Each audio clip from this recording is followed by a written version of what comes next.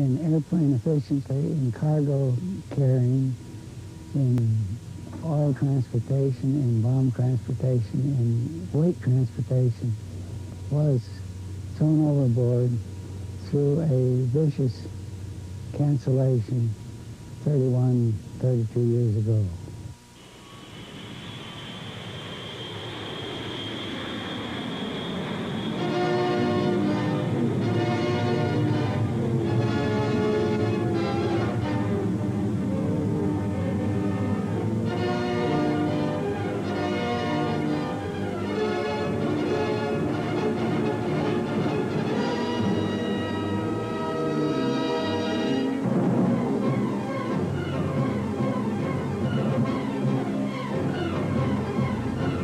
Flying wing was unlike any aircraft that had yet been developed. It had no fuselage, no long central body such as were to be found on all other aircraft. It had no tail, no orthodox vertical fin or rudder, no horizontal stabilizers or elevators as were found on ordinary airplanes.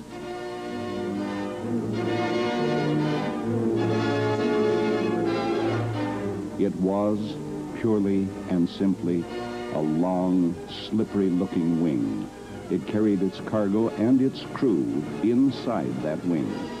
It employed different techniques of control. More about that in a moment. One could stand upright in the wing, and this reporter did so when he worked on the story more than 30 years ago. The pilot, co-pilot, engineer, and bombardier were all housed inside the wing.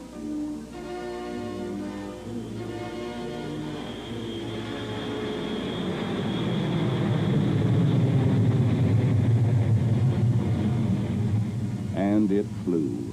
Oh my, how it flew. I recall the day I first flew alongside it high above Muroc Dry Lake in California's Mojave Desert.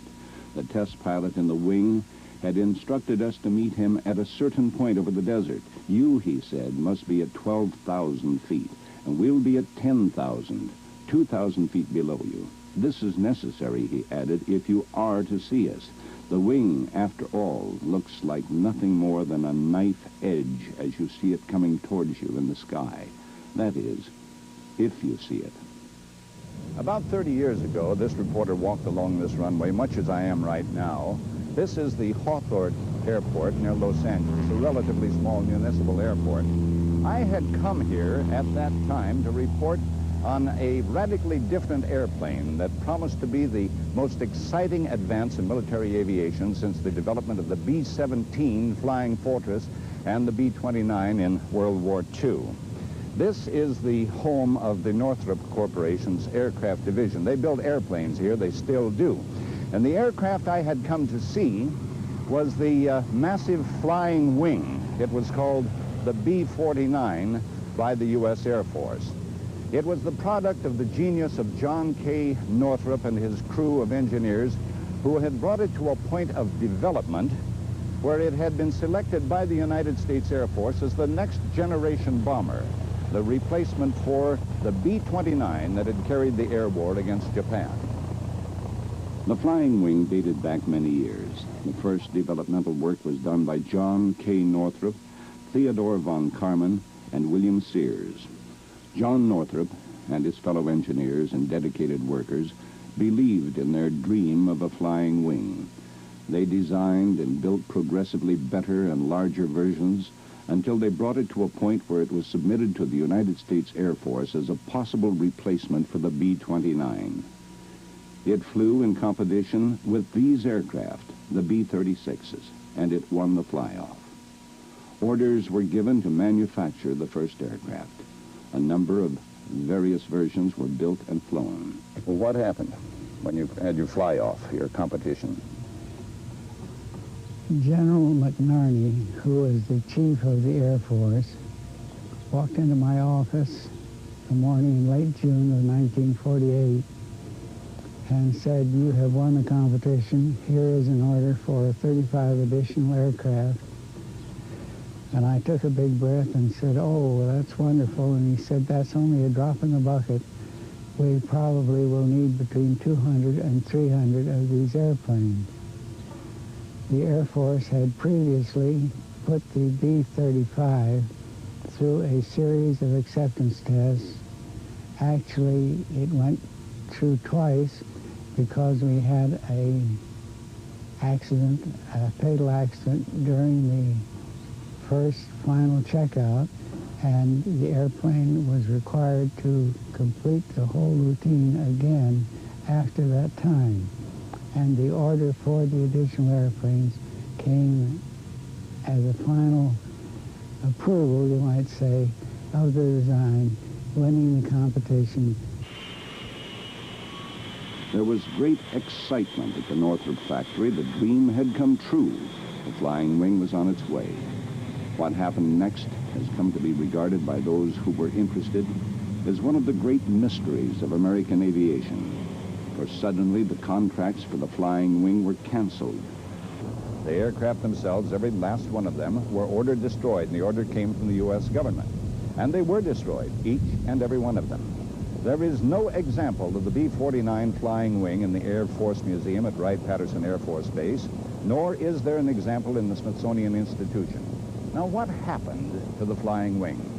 Why was the government contract to build it suddenly canceled? Was it a good aircraft, or was it a faulty design? Why did the government order all the aircraft destroyed? In search for an answer to those and other questions, we have talked with many of the men involved in the design and testing of the B-49 flying wing. We have learned of 5 men who flight tested the wing during the developmental phase. 2 of them are dead. They died in the crash of a flying wing in 1949. The remaining 3 are retired Air Force General Robert L. Cardenas,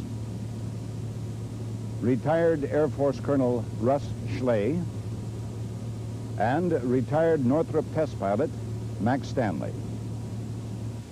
Max Stanley, you flew the flying wing. What did you think of it? Well, I flew the flying wing, both the B-35 and the B-49, from the first flight of each airplane on through its entire program. And I felt that the airplanes could be described as normal airplanes, and from the standpoint of its flying qualities, the feel by the pilot, what it required to fly the airplane.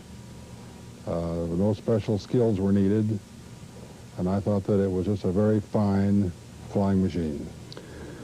There has been statements made that the aircraft was not as stable as it might be, that it would not have made a good bombing platform because it seemed to yaw, that is, kind of move from side to side in the air. Was that accurate? Well, to a certain extent, yes. The airplane was somewhat deficient in directional stability. However, the Minneapolis Honeywell people developed what we call Little Herbert, a stability augmentation system that essentially corrected this problem. And I think that when you talk about the airplane being a suitable bombing platform, you should keep in mind that it was subjected to a very intense series of tests to determine its suitability as a bombing platform. It was flown by both the Northrop pilots and by the military pilots, and the conclusion of these tests was that it was a suitable bombing platform. It was acceptable. It flew, as I understand, nonstop from Muroc, now Edwards Air Force Base, to Washington at one time. Did you make that flight? Yes, well, I was what they call an observer pilot. Actually, the flight was made under the auspices of the Air Force, and the pilot in command was an Air Force pilot. Retired Air Force General Robert L. Cardenas recalls his test flights. It was rather heavy on the nose wheel. Once you got airborne, again, it was sensitive in pitch, but not overly sensitive, not a problem. Just sensitive, you had to be aware of it, not over control, in other words. You felt comfortable with it? Oh, I felt comfortable. First flight, you learn about it, and no real problem. Then once you were airborne, it was actually a pleasurable airplane to fly. Performed remarkably, I think, when you consider that this was over 30 years ago, and it flew from Then Muroc to Washington, I think it was 4 hours and 20 minutes, which is even pretty good time for today's airplanes. What altitude was it? It was flown from, as I recall, initially at 30,000 feet, and we gradually increased altitude to around 40,000 feet. And that also compares with what is being flown today, does it not? Absolutely. Well, as a professional test pilot, you had no reservations about that, about the flying wing then. You felt it was a dependable, well-designed aircraft, did you? Yes, very definitely. The airplane, I'm speaking of the B-49 now, was essentially problem-free. Do you believe that continued research and development on the wing would have been worthwhile? The R&D program would have had to been oriented towards the development of what now exists, digital flight control, fly-by-wire, which was not capable of being developed in that time. In other words, Mr. Northrop had a beautiful concept that was probably 20 years ahead of its time. And I got to make clear that I have never said it was unstable. It was marginally stable. I say it's stable, not unstable. Marginally stable about the vertical axis, or yaw, and about the lateral axis, or pitch. Retired Air Force Colonel Russ Schley. It had certain shortcomings and advantages as well. As far as it being a bombing platform, the bombs were not stable when they came out of the bomb bay, and we never did get very good accuracy with the airplane. From a stability standpoint, there still needed further development. Did you feel at that time that they were on the road to solving those problems of stability? Oh, I think anything could be solved given enough effort, time, and money. In this particular case, certainly it could have been solved. 40 years ago, Hugo R. Pink, now manager of the Test and Evaluation Aircraft Group for Northrop, worked on the flying wing. We asked him how he felt about the aircraft. The airplane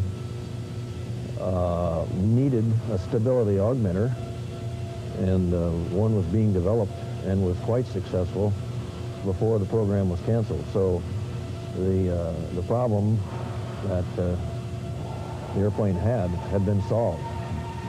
And with, of course, with the equipment that we have today, it would be duck soup. I think we'd have a much more efficient air transport aircraft today if we had continued the wing development.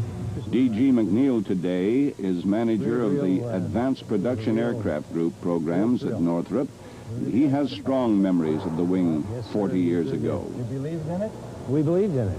Didn't have any questions in your own mind No about questions. its flying ability? No questions. On the basis of what we've heard, the flying wing seems to have been a structurally sound, potentially highly useful aircraft for the U.S. Air Force, probably capable of fulfilling its role as the next generation bomber. So, what happened to it? 85-year-old John Knudsen Northrop, the man responsible for its design, an engineer who has perhaps had his hand in the design of more American aircraft than anyone else, tells the story for the first time. Well, it's a very strange story, and perhaps difficult to believe, but it certainly is seared into my memory, and I'm quite sure I can give you the absolute facts as they occurred.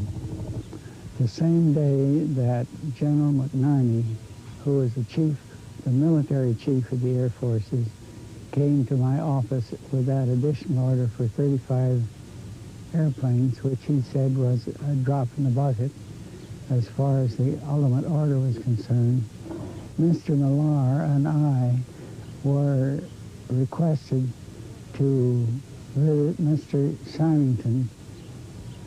At that meeting, he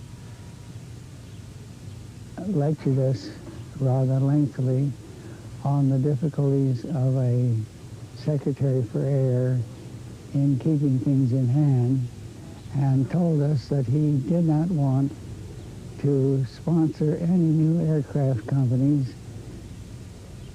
entering the business and having to be supplied with business over the years, and that he wanted us, without question, to merge with Consolidated Vultee, which was then operating a government-owned plant in Fort Worth, building the B-36 as a competitor for the B-35 or the B-49. After the lengthy diatribe on Mr. Symington's part, I said, Mr. Secretary, what are the alternatives to this demand you're making of our merger with Consolidated Vultee? He said, alternatives? You'll be goddamn sorry if you don't. General McNarney said, oh, Mr. Secretary, you don't mean the way it sounds. And Mr. Symington said, you're damn right I do. Well, this was a rather staggering termination of the meeting. Seeking confirmation of John Northrop's recollections, we talked to Richard Millar, who in 1949 was chairman of the board at Northrop.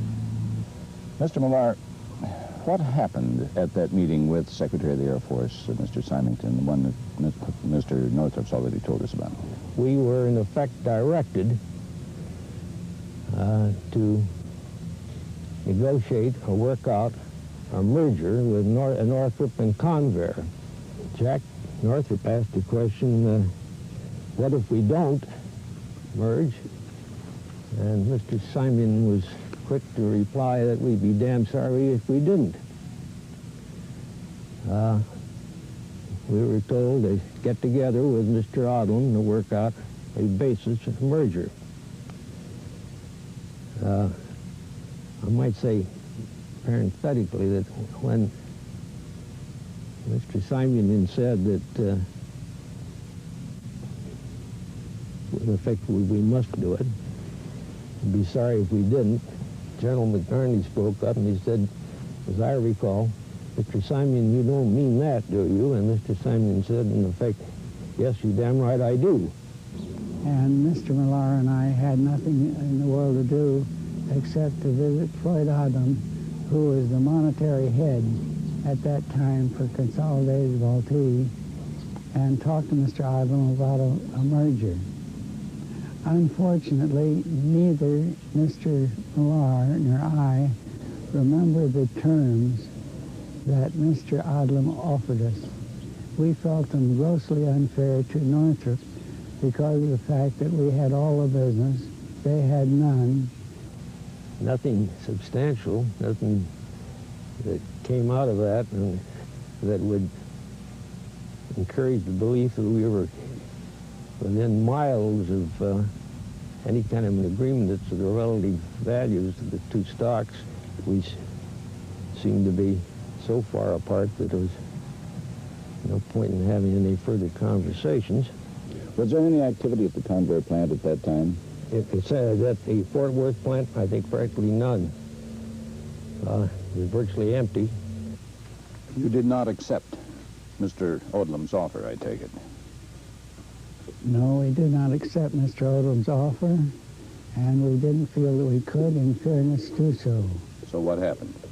I got a telephone call a few days later from Mr. Symington. He said, I am canceling all your flying wing aircraft. And I said, oh, Mr. Secretary, why? And he said, I've had an adverse report, and hung up. And that was the last time I ever talked to him, and the last time we could ever reach him by phone or any other way. Did he give the contract to someone else? He continued the construction of the B-36 by Consolidated Vultee in Fort Worth. So, in fact, the contract was taken away from you and given to Consolidated because you had refused to merge with Consolidated as you were ordered to do by the government. Is that accurate? That is absolutely accurate. We were saying to ourselves, we wonder what's going to happen now. In other words, We're going to find out if Mr. Symington was bluffing. Well, he wasn't. The contract was canceled quickly. And as part of the cancellation, instructions were issued to destroy the 7 airplanes in various stages of construction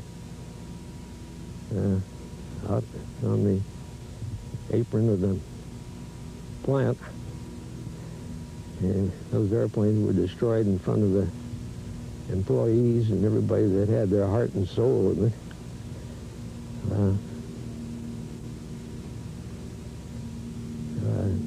No reason was given for the extraordinary order.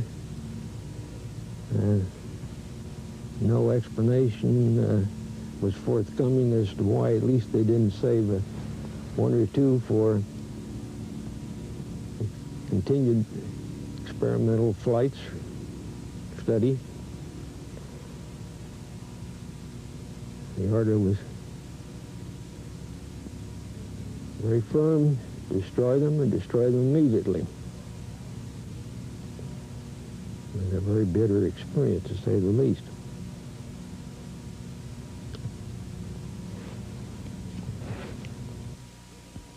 The villain in the death and destruction of the B-49 flying wing, according to John Northrop and Richard Millar, would be the then Secretary of the Air Force, Stuart Symington. Editorial fairness demands that Mr. Symington tell his side of the story at this time. We invited him to do so. Speaking to us only through his secretary, the former Air Force civilian chief declared that he never did that sort of thing and declined to appear in this report. Mr. Northrop, in reading your testimony before the House Committee on Armed Services during their 1949 B-36 hearings, I find you were asked, in effect, if you had any knowledge or knew of any Northrop officer who had been told that Northrop's business would suffer if it failed to merge with Consolidated. And you answered, I have no such knowledge. And you were asked if Mr. Odlum or Mr. Symington ever made such a statement to you, and you answered, no, sir. And you agreed with the attorney at that time that such a statement would not be truthful. What is your reaction to that now? My reaction is that under pressure of the life or death of Northrop Corporation, I committed one of the finest jobs of perjury that I've ever heard. You did not tell the truth. I did not tell the truth. And the reason for doing that was? The reason for doing that was fear of the Secretary, the Air Secretary, Mr. Symington, fear of his complete obliteration of Northrop Aircraft Incorporated, which was struggling with what little was left of the business of aircraft manufacture after he had canceled the flying wing venture in toto. How does it happen, Mr. Northrop, that for 31 years this story has not been told? The reason the story has not been told for that length of time is the same as the initial reason for my perjury. And it was the fear of the company or the company management that any intimation of this circumstance would result in a complete cancellation and an obliteration of the company.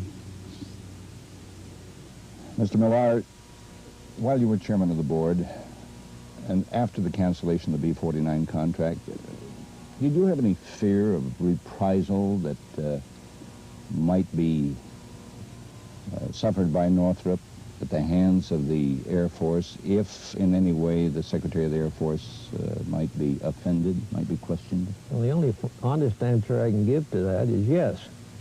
And it was a pretty widespread feeling that Northrop's fate might hang in balance. As far as I was concerned,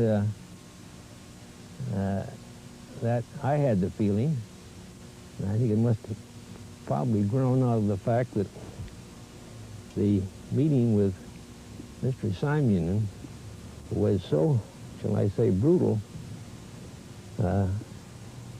barefaced.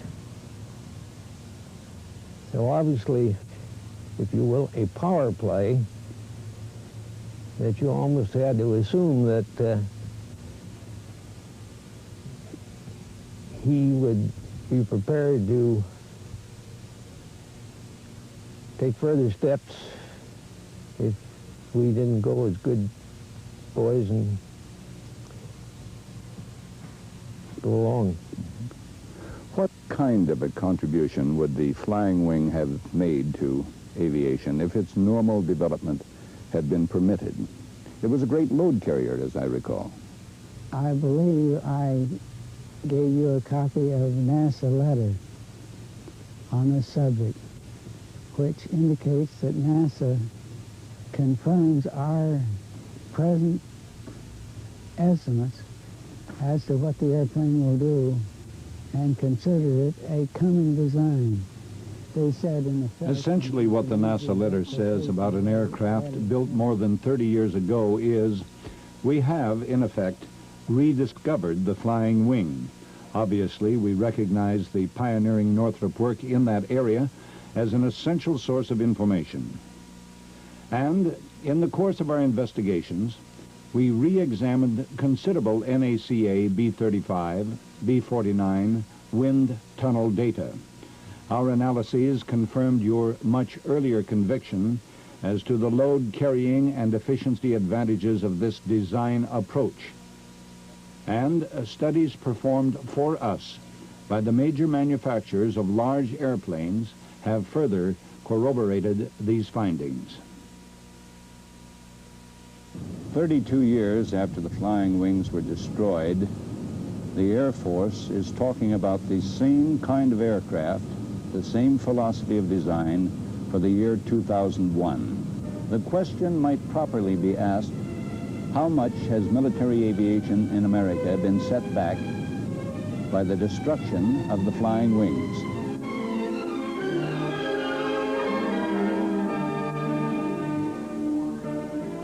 One has the feeling that only the surface has been scratched in the story of the B-49 flying wing. The disturbing fact remains that a revolutionary aircraft design was apparently short-circuited in the development program of American aviation. A design that, in the words of NASA, has only recently been rediscovered and might well represent the next form of large cargo aircraft. There are overtones of politics and big business power plays that appear to have affected the revolutionary aircraft that was the product of the genius of John Knudsen Northrop.